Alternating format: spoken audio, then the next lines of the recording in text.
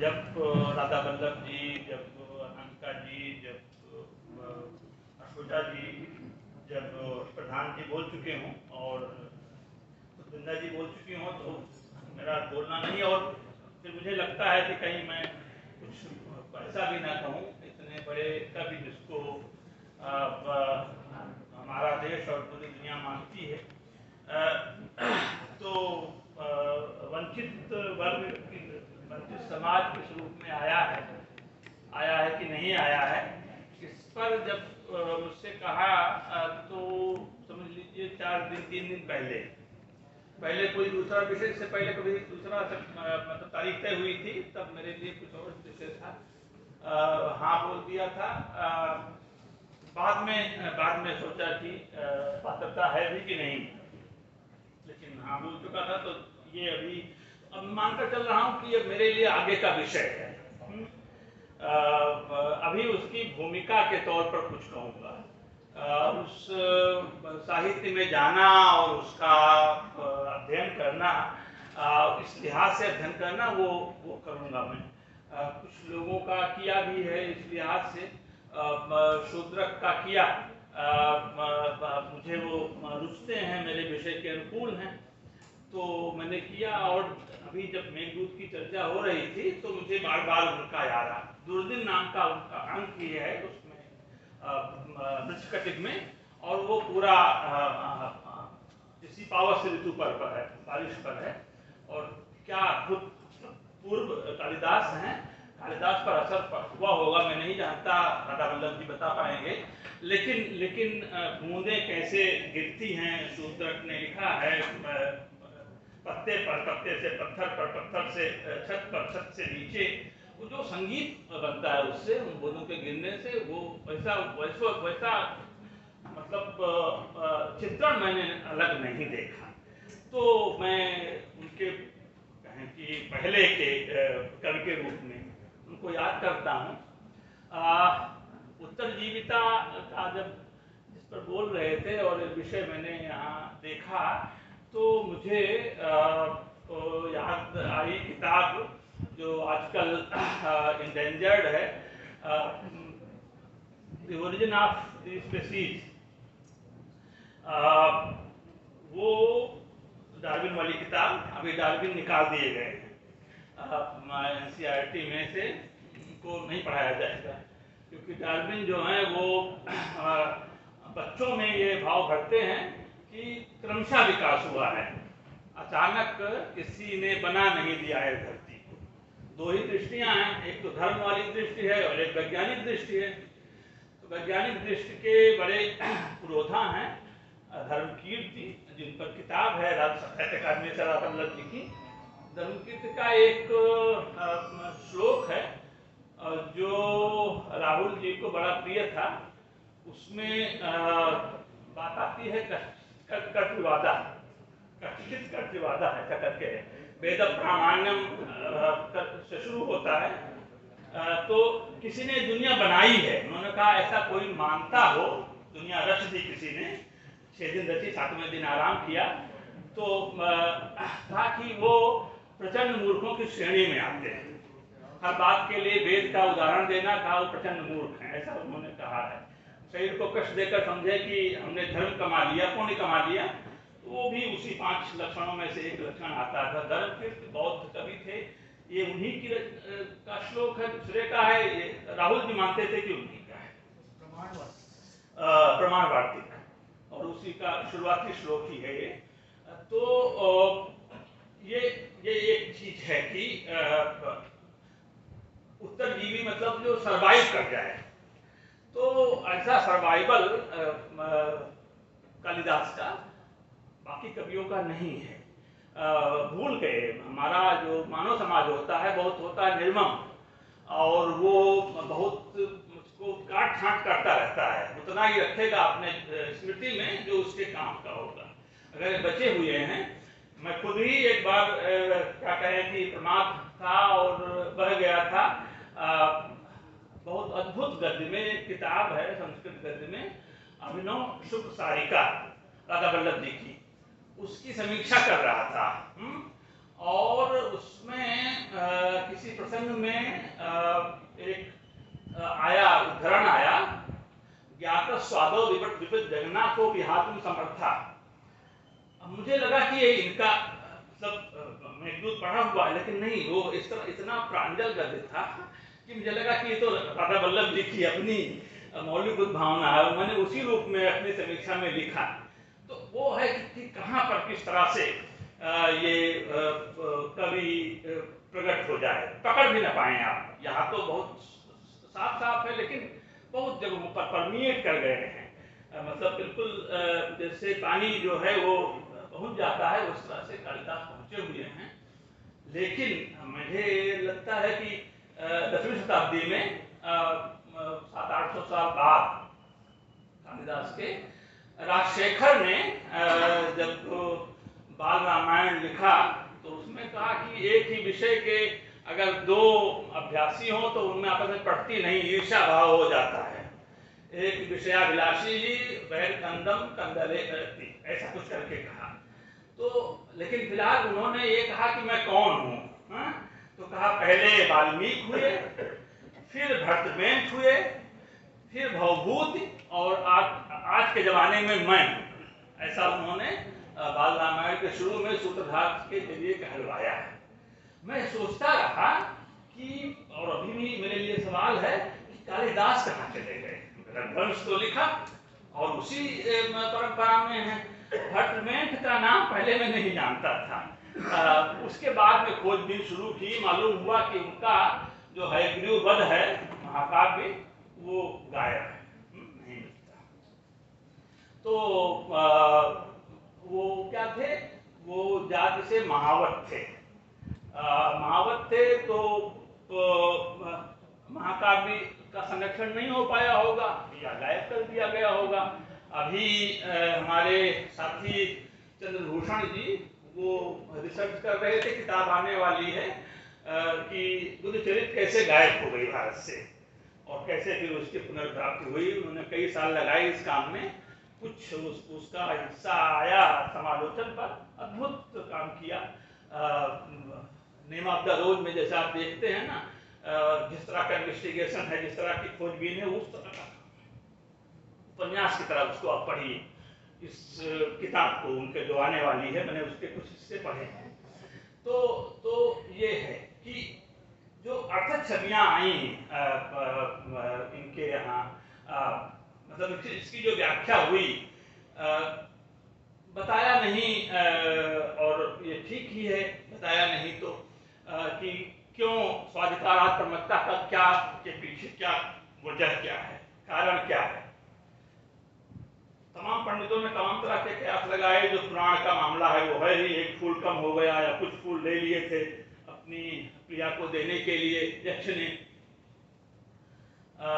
लेकिन एक पंडित ने ये अनुमान लगाया, और वो निराधार भी नहीं है, क्योंकि अगर आप दलित साहित्य पढ़ें तो उसकी पुष्टि हो जाती है। उसमें अनुमान लगाया कि परंपरा ये थी कि किसी की शादी हो तो पहली रात अपनी पत्नी को राजा के पास, कहीं कहीं पर गांव के जमींदार के पास भेजना पड़ता था। तो उसी तरह की मांग यक्ष से हुई और यक्ष ने मना कर दिया, नहीं भेजेंगे, तो उनको उनका निष्कासन हो गया। अब ये जो अनुमान है मुझे नहीं मालूम है, क्योंकि इसकी पुष्टि जब आप पढ़ते हैं टेक्स्ट उससे तो नहीं होती, लेकिन ये हम जानते हैं कि ये परंपरा रही है। और ये इस परंपरा के बहुत सारे, मतलब मैं जहाँ का हूँ, जिसका अभ्यास करता हूँ, उसमें तो भाई कई कहानियाँ हैं इस पर। उमेश जी ने लिखी, मनोरंजन दकाली ने लिखी, बांग्ला वाले और लोगों ने भी लिखी।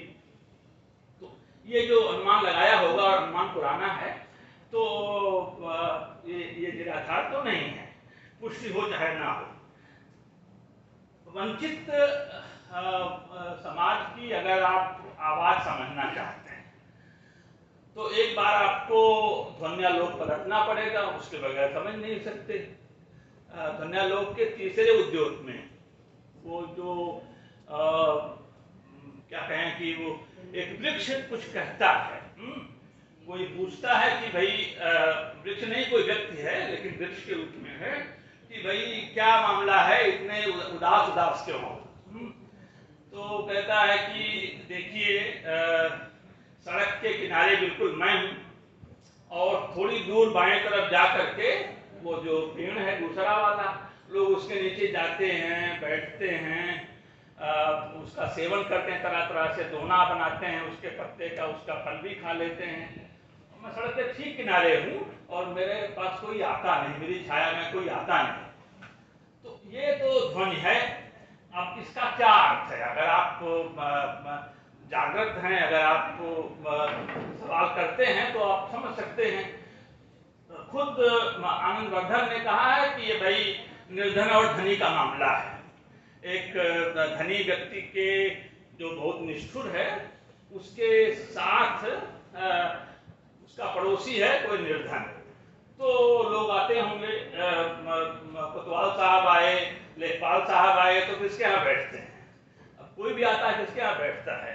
तो वो एक अनुमान तो उन्होंने किया, लेकिन दूसरा जो उसके टीकाकार हैं उन्होंने कहा कि ये असल में एक शूद्र या अछूत का कथन है। इस तरह की कहानी है दलित साहित्य में कि चाय की दुकान खोल ली, जो पहले चाय की दुकान है वहां पर जिसके यहाँ दूध की मात्रा बहुत कम होती है, चीनी में मिलावट होती है, सैक्रीन होती है, क्या क्या होता है, तो उसके यहाँ सब लोग बैठकर पीते, चाय महंगी भी है। और जो दलित की दुकान है चाय वाली, उसके यहाँ क्वालिटी अच्छी है, दूध बढ़िया छोड़ते हैं, पकाते हैं ठीक से, अदरक वगैरह भी होता है, कोई जाता नहीं पीने के लिए।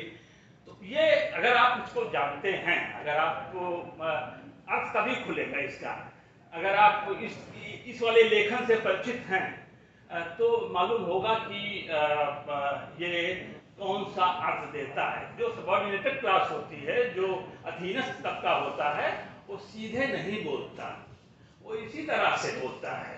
दूसरे वाले उद्योग में, इसी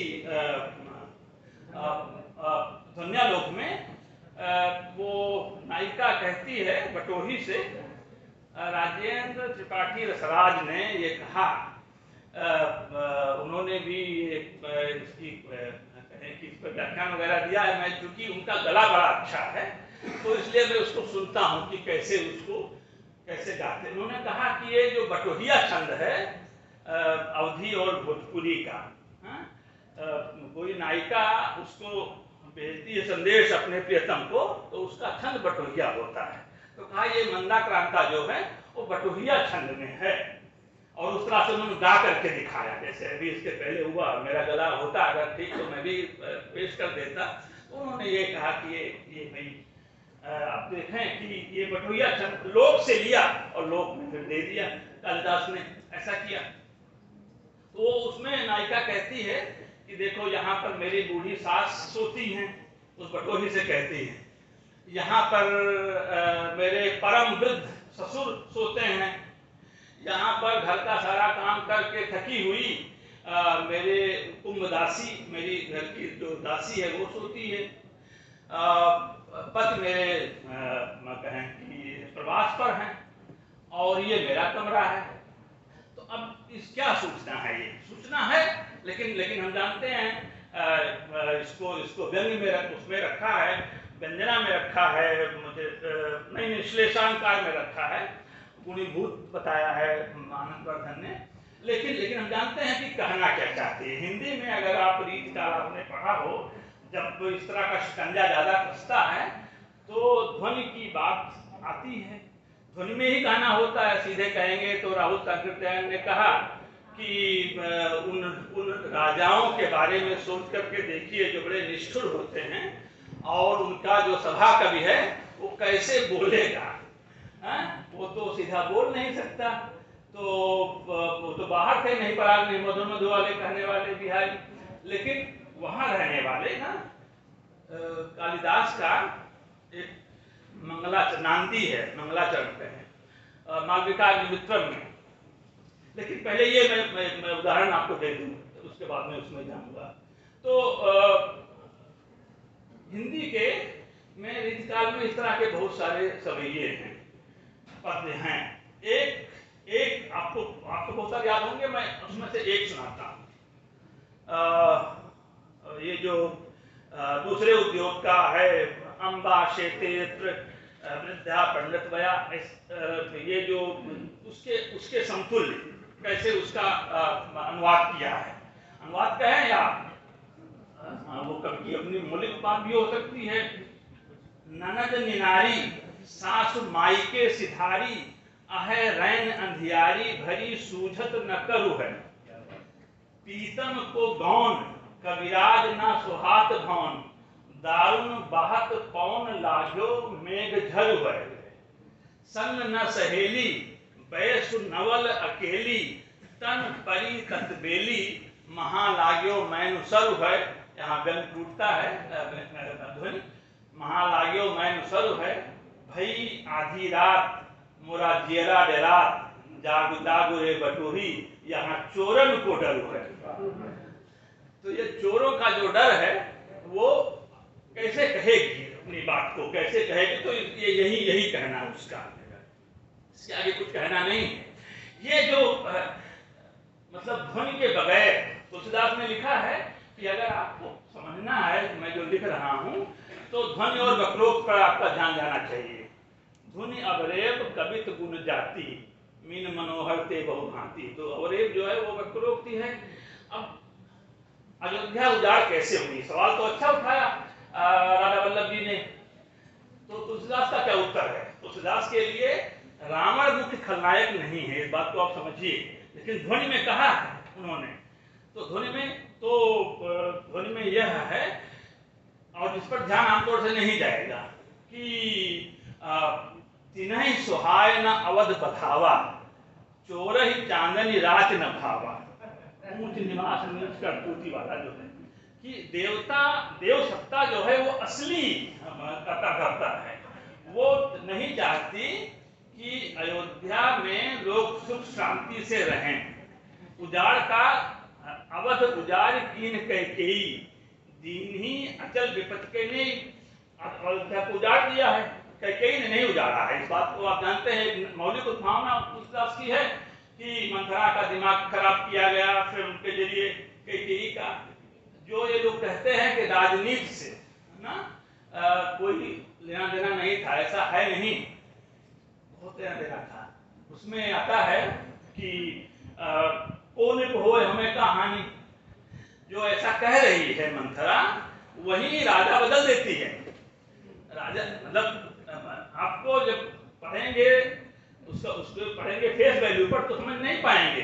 कोने को हो हमें हानि तो है, उसको मंथरा को राजा कल को कौन बनेगा, युवराज कौन घोषित होगा, और वो लेकिन हम उतना लेकर के हिंदी वाले हम एक मतलब कहते रहते हैं कि देखिए मध्यकाल का जो साहित्य है वो राजनीति से तटस्थ है, निरपेक्ष है, ऐसा नहीं।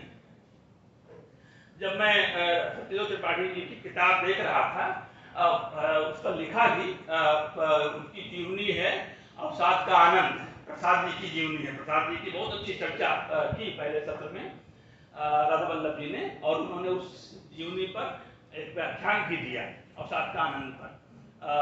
श्याम बिहारी श्यामल पर भी उन्होंने टिप्पणी की। लेकिन मैंने उस समीक्षा में ये बात कही कि जो अंतर संबंध है, जो संवाद है इनका प्रसाद का तुलसीदास से, वो तो कहीं आया नहीं। इनके यहाँ बाकी जगहों पर देखेंगे सत्यदेव जी के यहाँ तो तुलसीदास बार बार उद्धृत होते हैं, उस पूरी जीवनी में तुलसीदास है नहीं। ऐसा क्या है, इस पर चुप्पी क्यों है? जो लोग बैठते हैं उनके यहाँ वो सभी लोग तुलसी के अध्येता हैं।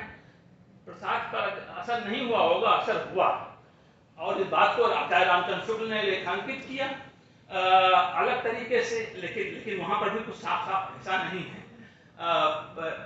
है क्या कि जो सारस्वत प्रदेश की जनता घेर लेती है, ना इसके पर माफ कीजिए, ये दूसरा चला गया। ये जो पहले सर्ग में चिंता सर्ग में जब वो सोच रहा है और देखता है कि ये देव संस्कृति का विनाश क्यों हुआ, तो वो पाता है कि देव संस्कृति जो है वो सुख, केवल सुख का वह संचय पूंजीभूत हुआ इतना। ये जो देव संस्कृति है जो मनुष्यों को चैन से रहने नहीं देती। तुलसीदास ने लिखा है अयोध्याकांड में कि वो 4 तरीके अपनाती है। भय, भ्रम, अरत, उचाट। पहले जलाएगी, भ्रम फैलाएगी, फिर अरत नफरत फैलाएगी, और फिर अंत में उचाट फैलाएगी। इस तरह से उसकी सत्ता बनी रहती है। और कालिदास ये कहते हैं प्रसाद कि ये वो अपने ही मौत मारी जाती है। अब वो सत्ता, वो देव सत्ता, और उसने प्रकृति से लोहा ले लिया, लड़ाई मोल ले ली और चली गई।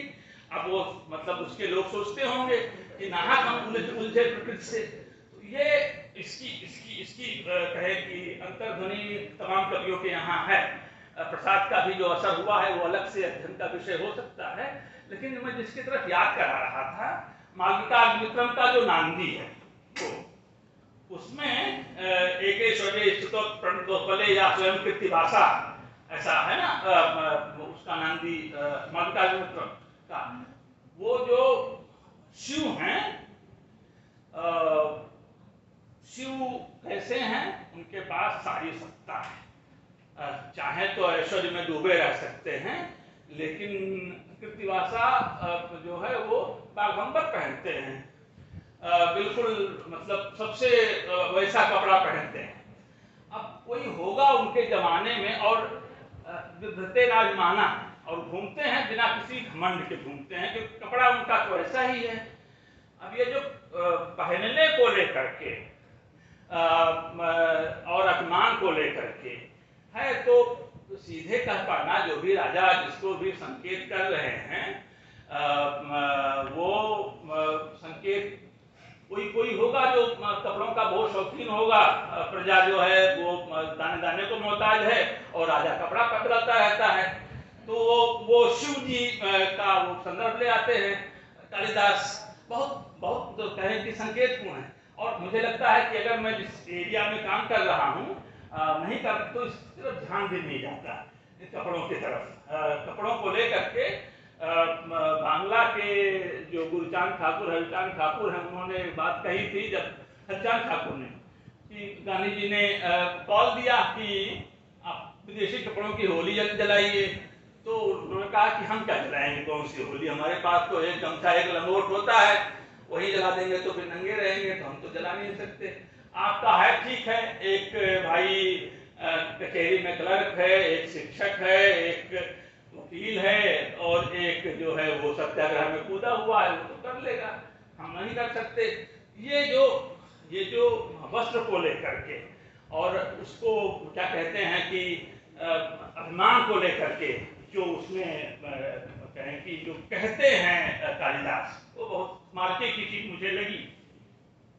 राजा को लेकर के जिसकी तरफ शार्ंगदेव ने जिस तरह से फटकारा है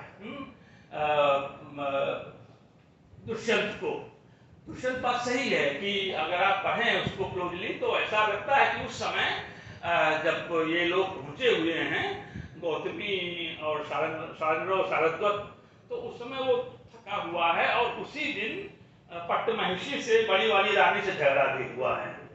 तो कैसे स्वीकार कर लेगा कि भाई ये नई पत्नी आ गई। लेकिन जिस तरह से फिर आक्षेप लगाता है तो गुस्सा तो आएगा ही, और उसके गुस्से को आप पढ़िए, इस तरह से पढ़िए।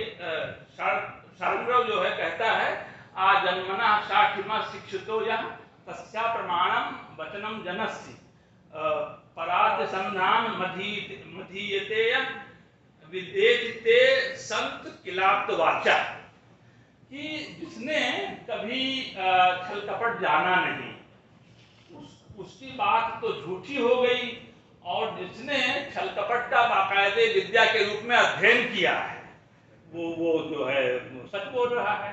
किलाप्त वाचा, वो तो बिल्कुल आप तो वाकई बोल रहा है।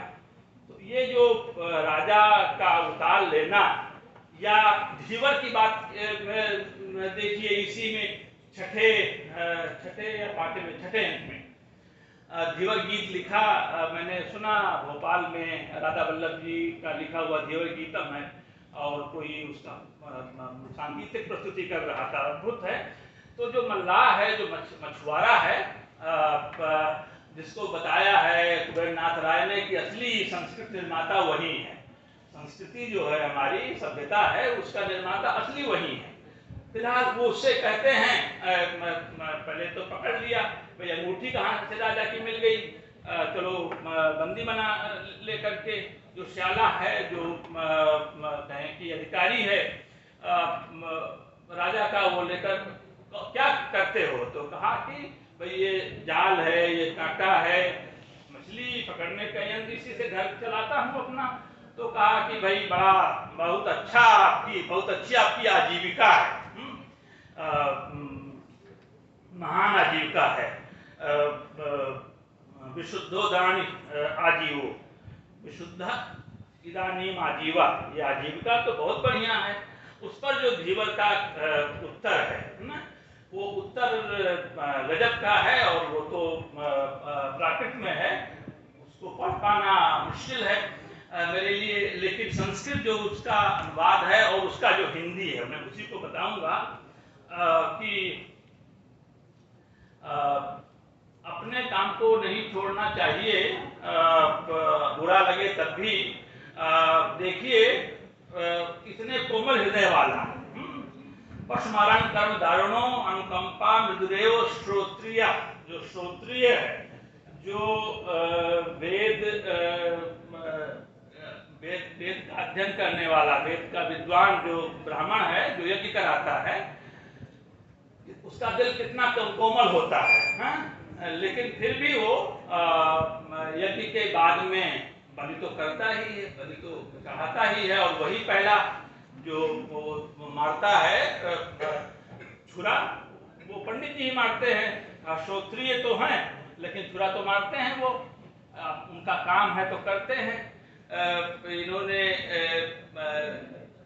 कबीर ने इस बात को अच्छे से समझाया काजी पर लिखते हुए, क्योंकि काजियों का भी बाद में ऐसा हो गया था कि मुकदमे कम आते थे, तो फिर वो जो बकरा काटने का भी काम करते रहते थे।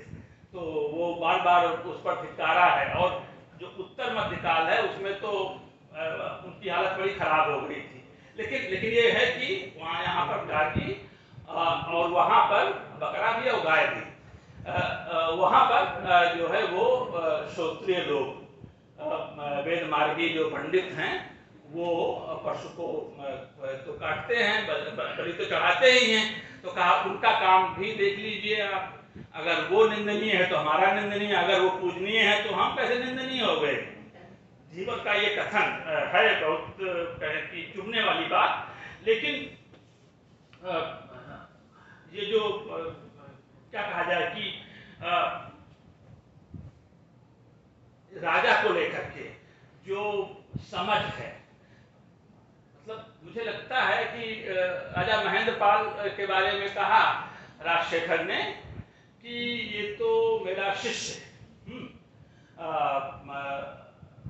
ये कहने की हिम्मत सबको तो होती नहीं है। बाणभट्ट की कादंबरी का बहुत अच्छा रूपांतर किया, मैंने उसको अनुवाद के रूप में पढ़ा रहा था वल्लभ जी का, और मैंने बहुत ही तीखा कहें कि उसकी समीक्षा लिखी।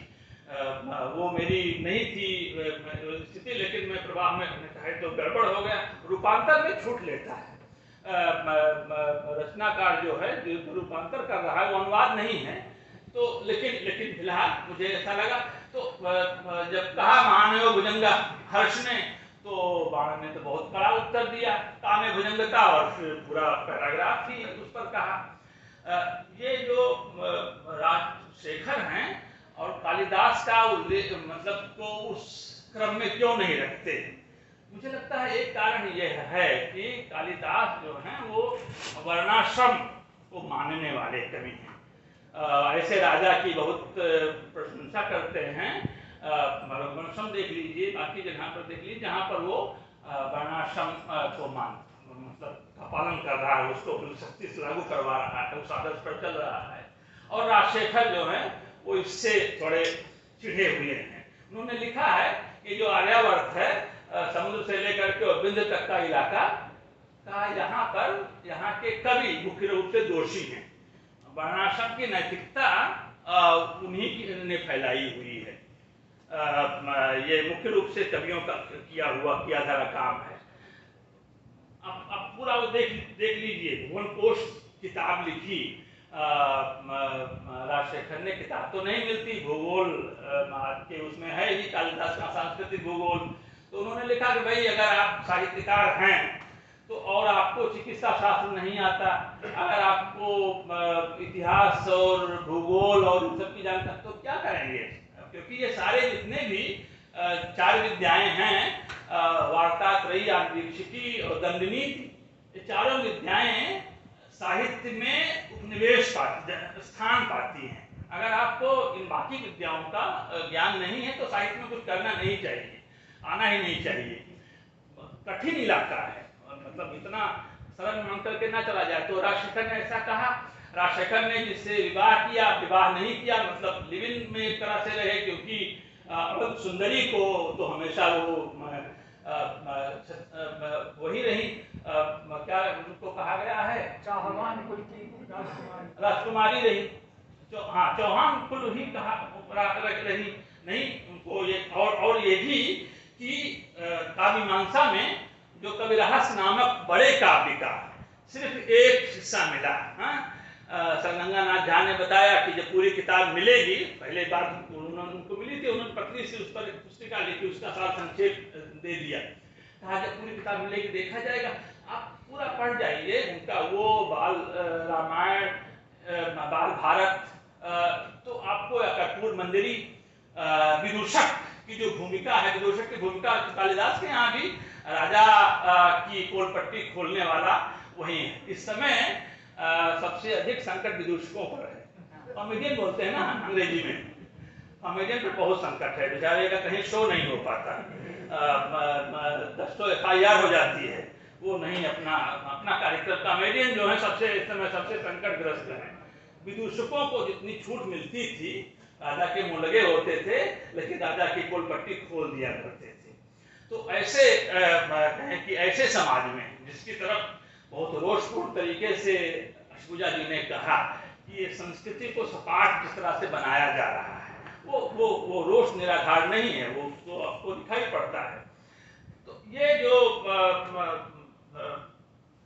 मतलब एक उनके यहाँ शाहनामा तो फिरदौसी का, ईरान के लोगों के घर घर में 2 पोथियां मिल जाती हैं। बलराम शुक्ल जी हैं वहाँ पर, उनसे मैंने पूछा हाफिज के बारे में, उनका दीवान, तो उन्होंने कहा नहीं, हर घर में तो नहीं मिलता, तुलसीदास जी का मिल जाता है यहाँ पर, लेकिन यह है कि 3-4 घरों के बाद में दीवान मिल जाएगा। वो तो वहीं रह रहे हैं, उनकी बात प्रामाणिक होगी। तो चाहे शाहनामा हो, जैसे हमारे यहाँ आल्हा उदल पहले होता था, आलखंड, तो आलखंड की तरह वो पढ़ते हैं शाहनामा को। फिरदौसी ने उस फारसी को, जो अरब संस्कृति के नीचे दबा दी गई थी, फारसी संस्कृति भी, वो उसको जिस तरह से पुनर्जीवन किया। वहाँ पर भी जो राजा का चित्रण है, एक जहात नाम का राजा है, उसमें आता है थोड़े से हिस्से में फिरदौसी के यहाँ, जिसके दोनों कंधों पर 2 सांप निकल आए हैं, और वो सांप जो है वो मनुष्यों का ही खून पीते हैं। तो इसलिए हर दिन नया मनुष्य चाहिए, राजमहल में जाता है और उसका खून पी लेते हैं वो। ये 2 की जो संख्या है, ये बहुत तरह की व्यंजक संख्या है, खून पीने वाले 2। हमारे जो संस्कृत कवियों में से एक, जो फिलहाल अलग तरह से बोल रहे हैं, लेकिन उनका एक कथन है, देशे शुभंकरेनो राज्ञा शिरस विषाणम ब्रूयात विभासुको वा वचनम तो संसदीयम, कि राजा के सिर पर सींग का होना अशुभ है, लेकिन इस असंसदीय बात को कहे कौन? ये बात असंसदीय है कि राजा के सिर पर सींग निकल आए, हिंसक हो गया है, लेकिन अभी ये बात असंसदीय है, कौन कहेगा इसको? कभी कह देता है, ना कहते हुए भी कह देता है। ये कवियों का है, ना कहते हुए भी एक आईना दिखा दिया अपने समय के कवियों को, अपने समय के राजाओं को, इन लोगों ने, इन कवियों ने, जो बड़े कवि हैं जिनको लोग याद रखते हैं, नहीं तो याद नहीं करता, जनता नहीं याद करती। जनता जब अपने दुखों को देखती है कि हाँ, शमशेर जी ने केदारनाथ अग्रवाल पर लिखा, उनके दूसरे तीसरे संग्रह की भूमिका लिखी, कवि परिचय के रूप में कहा कि ये केदारनाथ अग्रवाल इतने लोकप्रिय क्यों हो रहे हैं। कहा इसलिए कि जनता का दुख इनके यहाँ मिलता है, जनता उस दुख को देखती है। मुक्तिबोध ने ऐसी बात कही कि ये जो मध्यकाल के कवि हैं वो जनता के चित्त में क्यों। तो उन्होंने कहा इस बात के लिए मैं पंडित जी की यानी आचार्य रामचंद्र शुक्ल की तारीफ करूंगा, यद्यपि उसका जो उसकी व्याख्या की है उससे मैं सहमत नहीं हूँ, मुक्तिबोध ने कहा, लेकिन जनता के दुखों को वाणी दी है, जनता उसी को अपना मानती है। जनता के दुखों को वाणी मिली और अच्छे से मिली है। ये जो वियोग में यक्ष है, मगर लिखवाए कोई उसको खत तो हमसे लिखवाए, कोई सुबह और घर से कान पर रखकर कलम निकले। वो छठा श्लोक है मेघदूत का, जिसमें कहते हैं कि जातम वंशे भूण वित्ते पुष्करा वर्तका नाम। भाई मुझे पता है, वो जो बात हो रही थी कि प्रधान जी कह रहे थे कौन कि वो बिहबल सा है, बिहबल नहीं उसको काटता है कि मैं तो बहुत सोच समझ करके ही ये बात कह रहा हूँ। यांचा मोगे बरमद गुणे ना धमे लब्ध कामा, कि आपका प्रेम संदेश है वो किसको आप देंगे, जो सुपात्र होगा उसी को बताएंगे ना कि कह दीजिए, नहीं तो वहां तक संदेश पहुंचा नहीं और बात का बतंगड़ बन गया, जनता में खबर फैल गई और संदेश तो नहीं पहुंचा। तो इसलिए उन्होंने कहा कि ये जो संदेश ना भी पहुंचे तो भी आप इस बात को बिगाड़ेंगे नहीं, मैं जानता हूं, मुझे पता है कि आप कहां से पैदा हुए हैं और आप अभी किसके अंदर में काम कर रहे हैं। तो ये समझ बूझ करके ही ये कहा गया है। कश्चित कांता में नाम नहीं दिया तो किसी की भी कहानी होगी, और ये कुछ किसी की कहानी है, इसलिए उसी का एक तरह से असर है, मुझे लगता है। मैंने पूछा जिन्होंने गालिब का भी अध्ययन किया है, कालिदास का भी अध्ययन किया है, अब्दुल बिस्मिल्लाह साहब से, उन्होंने कहा संभव तो है ऐसा कि ऐसा हुआ हो। दूसरा एक प्रसंग और है, अनाघ्रात्मक पुष्पम किसलय मरूनम कर रो है, जो देखता है दुष्यंत शकुंतला को तो ये उसकी ये प्रतिक्रिया है कि ऐसा फूल है जिसको अभी तक सूंघा नहीं है, ऐसी पत्ती है जिस पर अभी तक किसी ने नाखून नहीं लगाया, ऐसा कहता है, ऐसा रत्न है जिसको कभी किसी ने छेदा नहीं। तो मैंने कहा मुझे तो इसके बराबर की चीज मिलती है, उत्तर जीवता वाली बात उनके यहाँ जायसी के यहाँ जब पहली रात में मिलन है पद्मावती और रत्नसेन का, तो उसमें जो चित्र खींचते हैं, कुसुम माल असमालत पाई, जन चंपा गहिदार अनाई, कमल बेध जन भंवर भुलाना, हना राह अर्जुन के बाना, कंचन खरी चढ़ी नग ज्योति, बर्मा संग बेधा जन मोती। जैसे बर्मा से मोती में छेद करके कर दिया जाए, ये जैसे लिखते हैं। तो ये रना विद्धम रत्नम, तो अभी तक ये रत्न ऐसा है जिस पर किसी ने छेद नहीं की। जैसी ने लिखा कि मुझे कोई प्रेम कहानी चाहिए थी, और मैंने इसके लिए तुर्की का पूरा साहित्य पढ़ डाला, फिर मैंने अरबी पढ़ी, पूरा साहित्य देखा, फिर मैंने तुर्की फारसी पढ़ी, और बाद मैंने संस्कृत पढ़ना शुरू किया, तो मुझे कहानी मिली, और वो कहानी कृष्ण की है, इसलिए मैं कृष्ण कथा लिखना चाहता हूँ। और कृष्ण कथा ये सूरदास से पहले की बात है, कृष्ण कथा उन्होंने कृष्ण के पैदा होने से लेकर के अंतिम दिनों तक महाकाव्य में लिखी, कान्हावत। वो हिम्मत कोई दूसरा नहीं कर पाया हिंदी का कवि। सूरदास बाद में आए, सागर तो लिखा, सूर सागर, लेकिन प्रबंध तो नहीं लिखा। परमानंद ने दास ने सागर तो लिखा, वो तो नहीं लिखा। उन्हीं के कारण हिंदी में उससे पहले नहीं मिलता। जयदेव ने तो किया अपने ढंग से, और वो तो लोकप्रिय है, जनता में जो संस्कृत नहीं जानती वो भी जयदेव को पढ़ती, सुनती है, समझती भी है। इतनी कहें कि रसमय भाषा है उनकी। तो लेकिन हिंदी में लाने वाले कौन थे कृष्ण कथा को? वो जायसी थे, जायसी। और अभी वह राजनीति का केंद्र जो है वो मथुरा जा रहा है। और वो यह भी कि उस कवि को भुला दिया गया। हम जो हिंदी वाले हैं वही उसको याद नहीं रखते कि भाई हिंदी में किसने उसका पुनराविष्कार किया, कृष्ण कथा का कौन लाया सबसे पहले? कर्नावत में जायसी लेकर आए थे। तो उन्होंने ये कहा कि मुझे ऐसी कथा मिल गई इसलिए मैं प्रेम कथा लिख रहा हूं।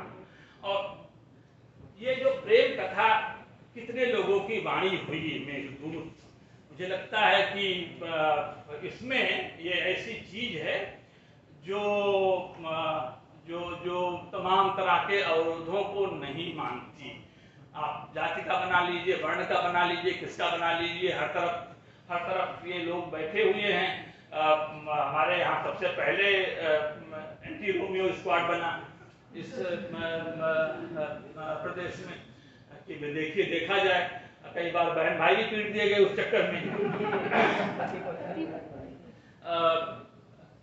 ये लिखा है हिस्ट्री ऑफ सेक्सुअलिटी में फूको ने कि जो, और ये संदर्भ मुझे याद आया अनामिका जी के उससे, कि खुला समाज है, और इस पर बार बार जोर देते रहे राधा वल्लभ जी, कि खुला समाज है जहां पर कामसूत्र लिखा जाए वहां, मतलब कुमार संभव लिखा गया, उनको पीटने के लिए लोग गए नहीं कि जलकर पीट दें। ये हुआ कि बना दिया गया कि कुमार संभव लिखने के बाद में कोढ़ जैसा कोई रोग हो गया कालिदास को, लेकिन वो तो ऊपर वाले की तरफ से हुआ, लठे तो नहीं गए।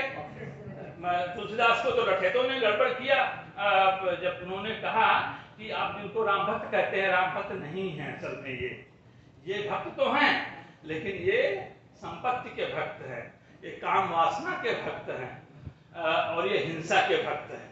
वंचक भगत कहाय राम के, किंकर कंचन कोह काम के।